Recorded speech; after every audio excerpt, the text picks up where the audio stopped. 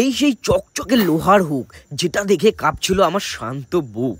কারণ একটু বাদেই এই সন্ন্যাসীর পিঠের চামড়ায় দেবে ফুঁড়ে, আর এইদিকে এই লোকটিকে কেন বের করছিল মাটি খুঁড়ে? কেনই বা হঠাৎ খেপে গেল নন্দী মহারাজ? জানতে হলে পুরো ভিডিওটি দেখো আজ। তো hello friends, welcome to my another blog. বাংলার উৎসব মানেই নানান ঐতিহ্যের সম্ভার, আর তার মধ্যে অন্যতম হলো এই চড়ক উৎসব। তাই আজ আমি আগে ভাগেই চলে এসেছি বালুরঘাট দিশারির মাঠে, কারণ আজ আমি তোমাদের শুরু থেকে শেষ পর্যন্ত দেখাবো এখানে কি কি হতে চলেছে। তাই এদিক ওদিকে অনেক মেয়ে ছিল, সেদিকে না তাকিয়ে সোজা চলে গেলাম মেলায় ঢুকে। আর এইদিকে সমস্ত সন্ন্যাসীরা ব্যস্ত ছিল দিশারি মাঠের বুকে। আর এখানে দেখো এই পুচকি সন্ন্যাসীকে, কি কিউট লাগছে না? এই পুচকিটাও সন্ন্যাস নিয়েছে। যাই হোক, সে ধার দিচ্ছিল সেই হুকে, যেই হুকটা কিন্তু আজকেই কোনো এক সন্ন্যাসীর পিঠের চামড়ায় কিন্তু ফোটানো হবে। আর আরো কিছু সন্ন্যাসীরা দেখলাম এইদিকে মাঠে ঘোরাঘুরি করছিল, কারণ এরপরেই এখানে পোতা হবে এই বিশাল চড়ক গাছটি।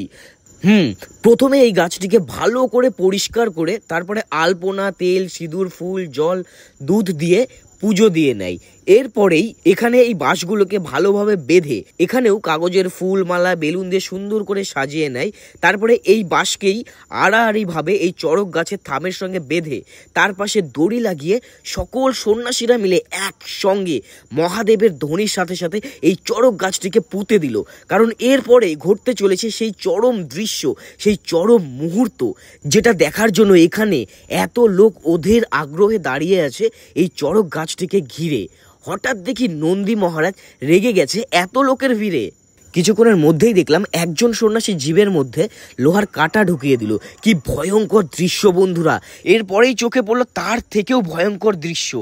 যে সন্ন্যাসীর পিঠে আজ লোহার বর্ষি গাঁথা হবে সেই সন্ন্যাসীকে প্রস্তুত করা হচ্ছিল।